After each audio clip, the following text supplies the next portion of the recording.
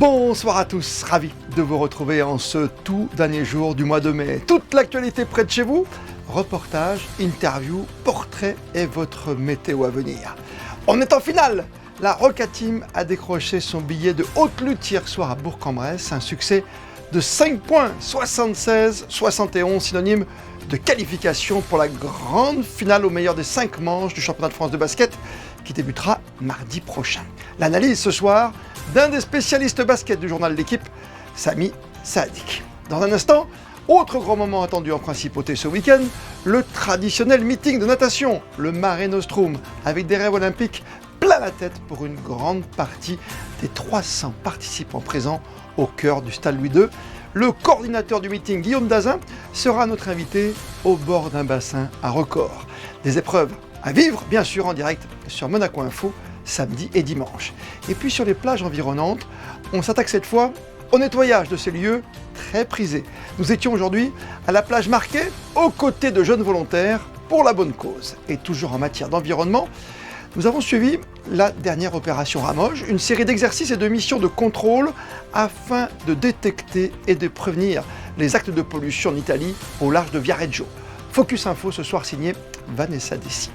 Et pour la fin de votre journal, on vous a gardé une petite gourmandise dans le cadre de notre série Ceux qui font Monaco. Nous irons place du marché à la rencontre du glacier Santo Gelato. Alors, bonne dégustation. La visite ce matin de son Altesse Sérénissime, la princesse Charlène, à la maternité du centre hospitalier Princesse Grace, quelques jours seulement après la fête des mères qui tombait le dimanche du Grand Prix de Formule 1. La famille princière s'est retrouvée hier, en fin d'après-midi, au balcon du palais pour honorer, comme il se doit, la tradition propre à la fête Dieu et suivre à distance la procession propice au recueillement, ce au terme de la messe pontificale où le cortège religieux s'est déplacé ensuite en direction de la place du Palais avant d'emprunter, comme de coutume, les ruelles du Rocher. Les sports et les bons résultats qui s'enchaînent en principauté. Après le sacre de Charles Leclerc sur ses terres, la place en Ligue des Champions retrouvée pour l'AS Monaco Football, nos basketteurs ont eux obtenu hier soir dans l'Ain leur précieux sésame pour défendre leur titre de champion de France avec un succès 76-71 à Bourg-en-Bresse en bataillant comme souvent jusqu'à la fameuse dernière minute afin d'obtenir ce 3e succès en 5 matchs, synonyme de qualification pour la finale nationale. Avec nous ce soir, l'un des spécialistes basket du quotidien sportif L'équipe, Sami Sadik. Bonsoir à vous. Bonsoir. Quel bonheur, quel money time, encore une fois, ça joue la dernière seconde. En 4 matchs, ça y est, Monaco tient à nouveau une finale. Ça n'a pas été simple quand même contre cette jeunesse laïque de Bourg-en-Bresse. Exactement, ça a été une très belle série, une série très accrochée par rapport peut-être à l'an passé où c'était la même affiche au même moment en demi-finale et ça avait fini en 3-0 pour Monaco, peut-être sans appel. Là, vraiment, Bourg avait progressé en un an et Monaco récupérait au fur et à mesure de la série des joueurs importants. Donc on a eu une série très accrochée. Hier, ça peut tourner dans le sens de Bourg qui est en tête un peu au moment d'aborder le money time et qui a failli en fait provoquer un match 5 décisif à Monaco qui aurait eu lieu donc samedi. Et oui, ça a été une série très accrochée pour Monaco, peut-être plus que prévu encore. Oui, plus que prévu, après que Monaco ait réussi aussi à relever la tête après son échec en Euroleague. C'était pas simple non plus parce qu'on était blessé et dans la tête et physiquement. Exactement, c'était l'objectif majeur de la saison, le rêve ultime en fait. Retourner au Final Four, cette fois, y gagner l'Euroleague.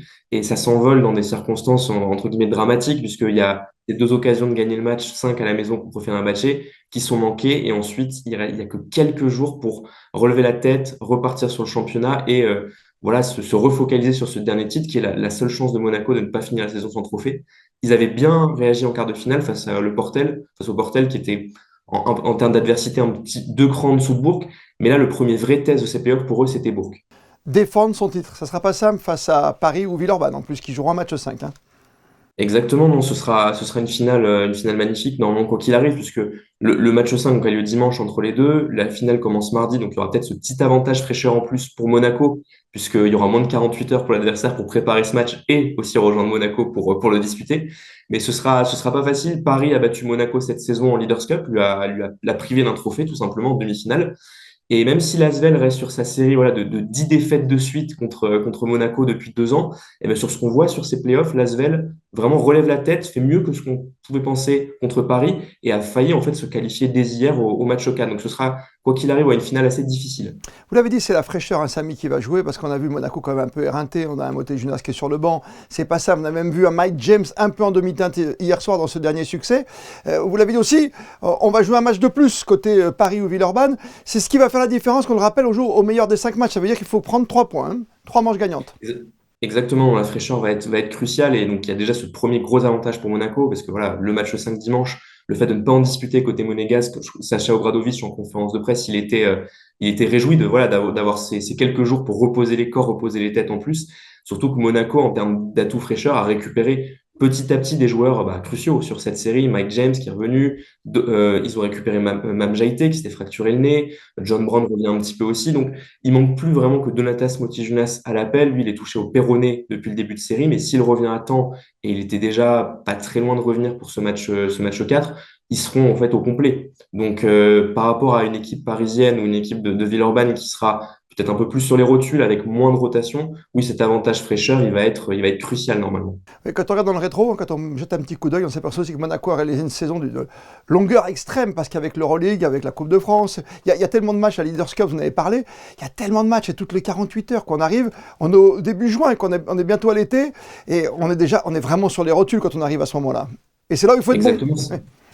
Exactement, c'est toujours en fait le sujet un petit peu avec une équipe comme Monaco. Il y a eu tellement d'objectifs avant les playoffs du championnat, tellement de matchs que voilà, est-ce que les têtes y sont encore, est-ce que mentalement, est-ce que physiquement on a encore assez faim pour aller chercher ce titre? Là, c'était très rassurant ce qui a été vu face à Bourg, puisque dans le money time, en termes de volonté aussi de se passer le ballon, on a vu des choses positives.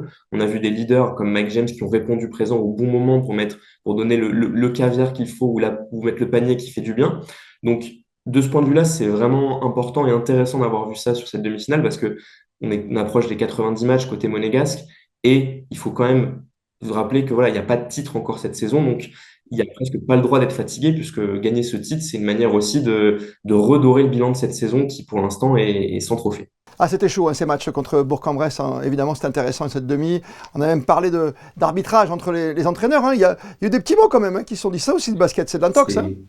C'est la tension aussi des playoffs, hein. Voilà, la saison se joue sur 24-48 heures. Forcément, en plus avec des ambiances comme celle de Bourg-en-Bresse où vraiment les fans tous croyaient tous à l'exploit. Ça, voilà, ça rajoute quelques, quelques crans au thermomètre dans la salle. Et effectivement, sur un moment de tension, il y a des mots qui volent, il y a des échanges. Les deux coachs ont minimisé un peu l'incident le lendemain, mais effectivement, en match, c'est chaud, tout simplement. C'est les playoffs, c'est l'intensité, c'est la pression aussi de se dire voilà, que la saison peut s'envoler sur l'espace d'une petite action, d'un petit détail en quelques secondes. Donc oui, c'est pour ça qu'on aime aussi ces moments. Ah oui, le basket est un sport formidable. Il y a un terme, une expression qu'on utilise beaucoup, c'est le money time. Et vous l'avez peut-être remarqué si vous suivez un tout petit peu le basket même. Ça se joue dans une minute qui dure des fois 10 minutes. Hein. Ça se joue vraiment à la toute dernière seconde, même avec des prolongations. C'est formidable. C'est le basket et ça revient mardi à Gaston Médecin pour Monaco dans cette grande finale 2024 avec l'espoir de conserver le titre et d'obtenir tout simplement un titre cette saison en 2024 pour les troupes de la Roca Team. Merci mille fois, Samy Sadik, d'avoir passé du temps avec nous. Merci beaucoup. Et au plaisir de vous retrouver bien sûr sur Monaco Info. À bientôt, merci beaucoup. Le tennis à Roland-Garros avec le premier tour du tournoi de double messieurs avec nos deux représentants monégasques engagés porte d'Auteuil. Ça passe pour Hugo Nice et son compère Yann Zelesny. Ça n'a pas été facile en 3 manches. 6-7, 7-5, 6-4 face au duo Darderi-Cornéa. En revanche, déception pour Romain Arneaudo associé à Sam Weisborn. Ils se sont inclinés, eux, très tôt ce matin en 2-7, 6-2, 6-4 face au double Johnson-Mansouri. Après avoir masqué avec du scotch le logo de lutte contre l'homophobie sur son maillot lors du dernier match de Ligue 1 au Stade Louis II, le milieu de terrain monégasque, le Malien Mohamed Camara, a été sanctionné de 4 matchs de suspension. L'AS Monaco a pris acte de la décision et s'est désolidarisé du geste de son joueur. Monaco qui retrouvera, après les vacances, son centre d'entraînement, ce sera la dernière semaine de juin avec un premier match de préparation programmé le 24 aux Pays-Bas face à une vieille connaissance, le Feyenoord Rotterdam. Les sports encore et le retour d'un événement toujours très attendu en principauté de Monaco, le Mare Nostrum. 2 jours de natation de très haut niveau au cœur du stade Louis II et avec à l'esprit, pour beaucoup, l'échéance olympique et l'envie d'obtenir un billet pour Paris 2024 dès ce week-end en principauté. Avec nous ce soir, le coordinateur du meeting international monégasque, c'est Guillaume Dazin. Bonsoir Guillaume. Bonsoir Christophe. Ravi de vous retrouver au cœur de l'événement de ce week-end à suivre bien sûr sur Monaco Info. Ce meeting en plus qui célèbre un anniversaire depuis qu'il est relié à une compétition qui s'appelle le Mare Nostrum. Tout à fait. Depuis donc cette année, c'est le 30e anniversaire du Mare Nostrum, création en 1994. Et avant ça, Canet-en-Roussillon et Barcelone avaient créé un échange pour faire une compétition internationale à deux en 92. Et en 94, Monaco leur a proposé justement de créer quelque chose à trois avec une entité au niveau international. Et depuis, ça continue. Formidable triptyque avec une épreuve majeure chez vous qui est l'épreuve de vitesse. Tout à fait, le tournoi de vitesse. Le tournoi de vitesse donc à Monaco, c'est spécifique à notre organisation. Donc en 2 jours, les nageurs ils doivent nager 5 fois pour accéder à la finale. Donc de la série à la finale, c'est éliminatoire. Et la finale se finit en 1 contre 1. Bien sûr, c'est le 1 contre 1 qu'on adore, avec cette ambiance qui est propre à une piscine. C'est chaud, il y a une atmosphère un peu moite, mais il y a la tension partout. Exactement, et surtout que cette année, on a, pour donner un exemple, sur le 50 mètres nage libre messieurs, les 16 premiers temps, on pourrait faire une finale olympique. Donc ça va être très très relevé. Très relevé avec des champions olympiques, champions du monde, champions d'Europe, bien sûr, qui préparent les Jeux Olympiques de Paris. Ça arrive très très vite maintenant. Il y a encore des nageurs qui viennent chez vous, qui cherchent leur qualification ? Tout à fait. On a eu la confirmation de nos amis luxembourgeois qui participent au Jeu des petits États également, qui donc ont un objectif de qualification olympique.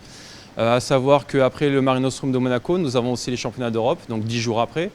Certains viennent aussi pour se préparer pour les championnats d'Europe, ensuite les Jeux Olympiques. Donc ça va être vraiment très très intense ce week-end. On l'a vu avec dans le Mare Nostrum, Florent Manodou qui a réalisé une très belle performance, qui a gagné au tournoi de Barcelone. Tout à fait, il a gagné le 50 mètres nage libre à Barcelone. Et pour information, donc, Barcelone vient de se terminer donc hier et ils vont tous arriver aujourd'hui à Monaco.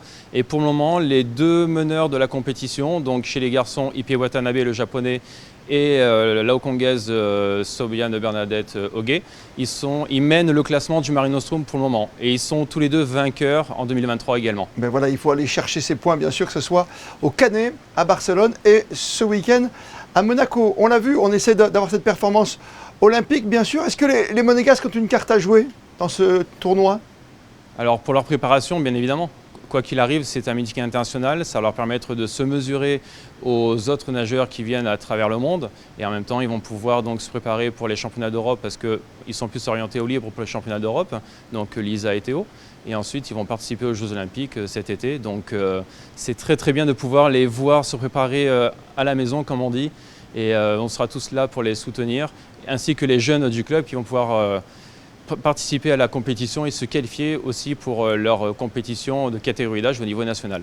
Sous les yeux d'autres grands champions, d'autres grands nageurs que sont le prince souverain et la princesse Charlène. Et toujours, quelque part, il faut bien le marquer, parce qu'il a toujours été inscrit, il reste bien sûr à demeure, ce record est inscrit sur l'un des plots, le record d'Alexander Popov, c'était un autre siècle bien sûr sur 100 mètres nage libre. Tout à fait, sachant qu'en 1994, c'était la première édition du Mare Nostrum, et pour la première édition, nous avons eu ce cadeau d'Alexander Popov du record du monde de 100 mètres nage libre à Monaco. Et il faut savoir qu'actuellement, ce record de 48-21, qui est actuellement encore le record du meeting de Monaco. Il n'a pas encore été battu, toujours, mais peut-être ce week-end, et je l'espère. Et surtout, nous avons 6 ou 7 nageurs qui sont capables de le faire, parce que leurs temps d'engagement sont plus costaud que celui-ci. On va vivre toutes les courses évidemment en direct sur Monaco Info. Quelle course vous nous conseillez, parce qu'on va donner tous les champions qui sont là, mais quel champion il ne faut pas manquer du tout? Alors il y en a plusieurs. Nous avons Chad Leclos, le Sud-Africain, qui vient depuis des années. Nous avons Ippei Watanabe, donc le vainqueur du Mare Nostrum de l'année dernière. Sobiane Bernadette Ogué aussi, vainqueur du Mare Nostrum, mais médaille olympique, médaille mondiale. Sarah Sjöström, la Suédoise. Nous avons Christophe Milak, le Hongrois, record du monde aux 200 mètres papillon, champion du monde, champion olympique. Ils sont nombreux. Il y a aussi Arnaud Kaminga, il y en a tellement. En fait, nous avons presque 70 médaillés olympiquement en Europe cette année qui sont présents. C'est très très élevé, une belle qualité de nage, on a 300 nageurs et par rapport à ça, que ce soit la quantité ou la qualité, c'est au rendez-vous et j'espère que le public sera nombreux aussi pour se rendre sur place et assister aux courses le samedi et le dimanche de 17h à 19h. Maître mot évidemment, quantité, vous l'avez dit au pluriel, et qualité, avec Oui. bien sûr au-dessus le rêve olympique pour beaucoup. Autant de raisons de venir vous rendre une petite visite dans le bassin Tout à olympique fait. Guillaume Dazin. Merci d'avoir été avec nous pour nous présenter ce grand meeting de natation qu'est le Mare Nostrum à Monaco. Bonne soirée, bon week-end. Merci à vous, bonne soirée. Tout ce qui se passe à Monaco, vous le savez, et sur Monaco Info. Les grands directs donc, samedi et dimanche, dès 17h, pour ne rien rater des grandes finales du meeting avec Frédéric Elion et notre consultant Olivier Nicolas. Hier, l'association des Amis du Musée océanographique de Monaco a organisé une opération ramassage des déchets. Dans le cadre de leur partenariat avec l'AS Monaco, les U16, les moins de 15 ans de l'académie, ont participé au nettoyage de la plage Marquet à Cap-d'Aille, une initiative qui a rassemblé une cinquantaine de participants. Émilie Terrasson et Alexa Vial se sont rendus sur place. Voici, ici on a trouvé un bout de plastique. Je trouve que c'est quand même un peu bizarre de trouver des bouts de plastique comme ça ici sur la plage. Depuis ce matin, on a trouvé beaucoup de mégots quand même par terre. Il y en a vraiment beaucoup, c'est quand même dommage de trouver aussi beaucoup de mégots. Et beaucoup de plastique, des emballages, tout ça. Je croyais que c'était propre, mais en fouillant, on a trouvé beaucoup de choses. Il faut respecter la planète et pour nous, futures générations, essayer de respecter l'environnement. En 1h30, objets en plastique, déchets en tout genre et plusieurs milliers de mégots de cigarettes ont été ramassés. Cette opération plage propre est soutenue par l'association des Amis du Musée océanographique de Monaco, l'Institut océanographique, l'AS Monaco ainsi que leur sponsor Kappa. Bien plus qu'un nettoyage collectif, c'est une prise de conscience qui est recherchée. Avant tout, c'est important pour nous d'informer, de sensibiliser les jeunes aux actions et à leur propre environnement et leur futur. Et ça passe par la pollution marine. Donc on ne se rend pas compte à quel point tous les micro-déchets qu'on peut trouver sur la plage, parce qu'il n'y a pas que des gros déchets. Parfois on a l'impression qu'une plage elle est toute propre et en cherchant bien on trouve des déchets. Donc voilà, tous ces déchets ils vont dans la mer, les poissons les mangent. Et donc ça tue l'écosystème marin. Depuis avril 2023, un partenariat entre l'Institut océanographique et l'AS Monaco a été signé. Un réel engagement avec le club qui tient à faire de ces jeunes joueurs les hommes de demain. Nous, à l'Académie, depuis des années, il est très important de les faire participer à ce genre d'événements parce qu'aujourd'hui, il est très important de les sensibiliser aux enjeux environnementaux, aux enjeux de la vie, à la connaissance de la vie plus large qu'un simple terrain de foot.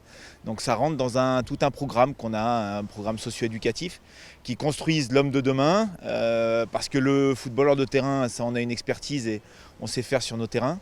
Mais par contre, il est décisif aujourd'hui d'avoir des gens qui soient structurés, équilibrés, avec un certain nombre de valeurs et une vraie connaissance aujourd'hui de l'environnement qui les entoure. Et ça, c'est de notre responsabilité. Grâce à cette opération, les membres de l'association ont pu échanger et discuter avec ces jeunes de 16 ans pour leur montrer que la pollution est présente même dans les endroits que l'on pense propres et que chacun peut faire un geste pour la planète. Chaque année, Ramoche-Paul déploie une série d'exercices et de missions de contrôle afin de détecter et de prévenir les actes de pollution, qu'ils soient d'origine accidentelle ou intentionnelle. Cette fois, l'opération s'est déroulée au large des côtes italiennes, face à la ville de Viareggio. C'est votre Focus Info. Il est signé Vanessa Dessy sur des images de Thomas Deus.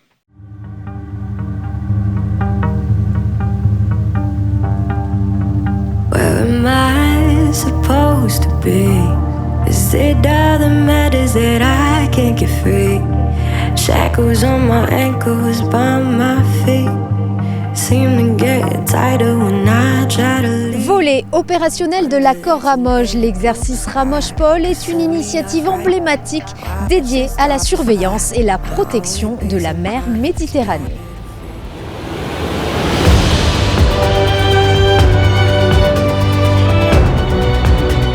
Lancée en 1994, elle réunit les forces de la France, de l'Italie et de la Principauté afin de lutter contre la pollution maritime. Pour la première fois, un scénario Ramoche-Paul original a été élaboré. Face à la ville de Viareggio, 2 sites de pollution distincts étaient simulés. L'un face à une nappe d'hydrocarbures et l'autre face à une substance initialement non définie, classée comme nocive et potentiellement dangereuse. Le scénario était très simple, il consistait à la détection par image satellite d'une pollution versée de manière inconnue par un navire qui avait pris la fuite.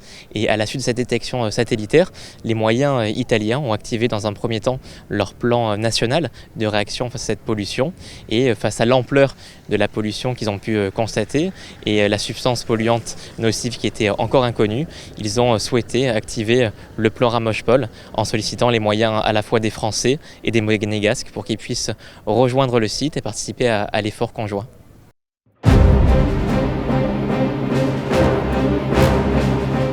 Patrouille maritime et aéroportuaire, une vingtaine de moyens a été mobilisée sur l'opération, avec la particularité d'accueillir des observateurs venus des pays adriatiques. La coopération transfrontalière est donc au cœur de cette initiative, renforçant ainsi les liens entre les pays et assurant une réponse coordonnée et efficace face aux défis environnementaux.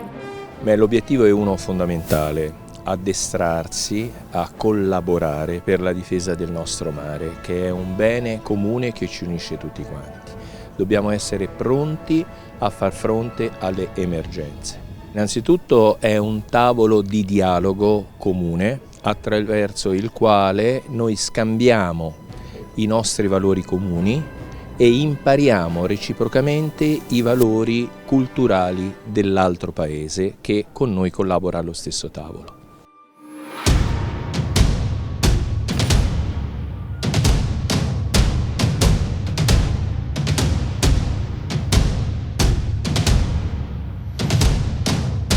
C'est en seulement 5 heures que la vedette Princesse Gabriella a pu rejoindre Viareggio en Italie depuis Monaco. Les équipes de la police maritime et aéroportuaire ont pu s'aguerrir durant cette mission opérationnelle minutée. Et force est de constater que la vigilance constante de la Méditerranée est aujourd'hui complétée par l'utilisation de technologies avancées de surveillance que possède aujourd'hui la Principauté. Nous avons été autorisés à aller donc en précurseur à bord du bateau.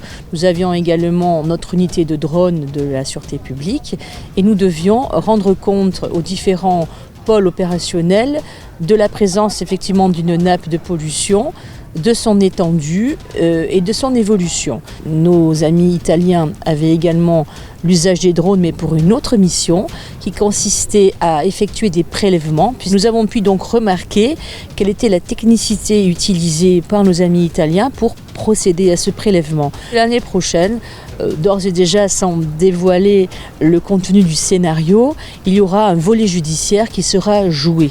Nous avons 2 ans d'année en année pour progresser et là nous souhaiterions justement jouer la partie entre guillemets constatation et poursuite. Après des mois de préparation minutieuse, les 3 nations ont donc uni leurs forces dans cette simulation d'une ampleur réelle. À la fin de la journée, le succès de l'opération est incontestable. Les procédures mises en place se sont révélées efficaces.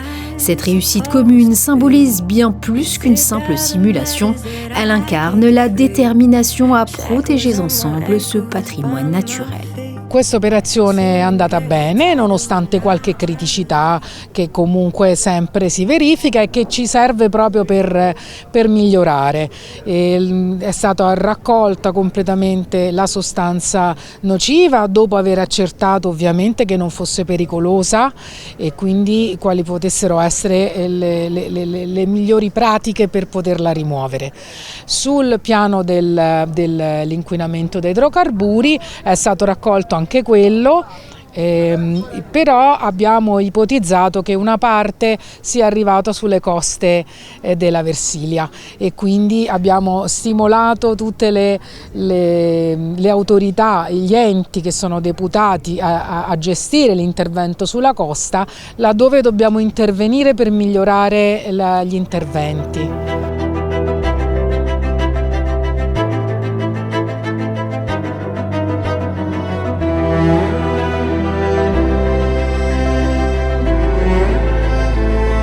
L'an prochain, Ramoge sera présent à la 3e conférence des Nations Unies qui se déroulera à Nice.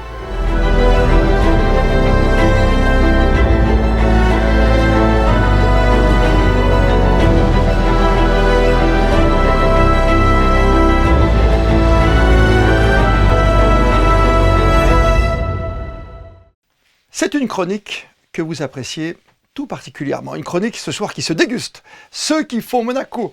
Alban Jean-Jean nous amène aujourd'hui chez Santo Gelato, situé sur la place d'Armes. C'est un glacier qui tient toutes ses promesses. Et oui, avec la période estivale qui arrive, il est temps de bien sélectionner ses adresses en termes de crème glacée. Et ici, il y a une particularité, du cornet à la boule de glace, tout est fait ici à Monaco, regardez.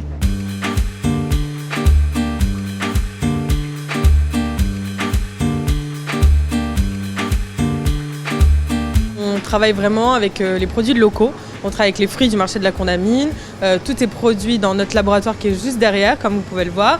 On produit tous nos 32 parfums à l'été, les granitas, nos gâteaux. Tous nos produits glaciers sont vraiment produits sur place et je pense que c'est vraiment ce qui fait notre différence. On a de la chance qu'on a le marché de la Condamine juste en face, donc dès qu'il nous manque un produit, on peut aller le récupérer directement. On travaille avec eux depuis beaucoup d'années, donc c'est une vraie collaboration ensemble. Et je pense que le fait de tout faire nous, on a la main mise sur toutes nos recettes, on sait exactement ce qu'on met dans nos glaces. C'est pour ça aussi quand on nous demande est-ce que vous avez des glaces sans sucre, on répond directement non, ça n'existe pas les glaces sans sucre. Donc on sait qu'on va mettre une quantité de sucre qui est vraiment minime, mais elle est fondamentale pour créer la glace, pour qu'elle tourne dans les turbines. Mais c'est vraiment le strict minimum et on ne veut pas surrajouter du sucre. Pour la période estivale, on a les granitas qu'on fait vraiment que pour l'été. C'est toujours avec les fruits frais. Ensuite, on a des nouveaux sorbets. Donc là, en ce moment, on a pêche, melon. On va bientôt faire pastèque quand ce sera la saison. Et après, on adapte aussi nos produits, les verrines. On change nos parfums en fonction de la saison. Je pense que quand on mange une glace, on est très content, que ce soit des plus petits comme des plus grands. Donc oui, je pense que ça fait du bien pour la santé et notamment pour le moral. On est là ouvert tous les jours, toute la saison. Donc voilà, on vous attend nombreux.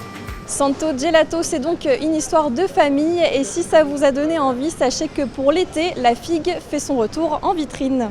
Des odeurs, des parfums, que nous réserve justement la météo pour ces prochaines heures. C'est avec vous, Alban Jean-Jean. Bonsoir Christophe, bonsoir à tous. Pour ce premier jour de juin, les températures se radoucissent en principauté. 15 degrés le matin et 23 degrés l'après-midi. C'est un ciel partiellement nuageux qui est attendu avec un risque d'orage en fin de journée. Orage qui devrait s'accentuer dans le week-end. Et ce samedi 1er juin, nous souhaiterons une bonne fête aux Justins. Et comme le veut la tradition, on termine ce journal par les instantanés du jour avec... C'était il y a un an, tout juste, le point d'orgue des commémorations liées au centenaire de la naissance du prince Régnier III. Les photos sont signées Stéphane Dana. Merci de nous être de plus en plus fidèles. On se retrouve demain, 19h, pour un tout nouveau journal. D'ici là, belle et bonne soirée sur Monaco Info.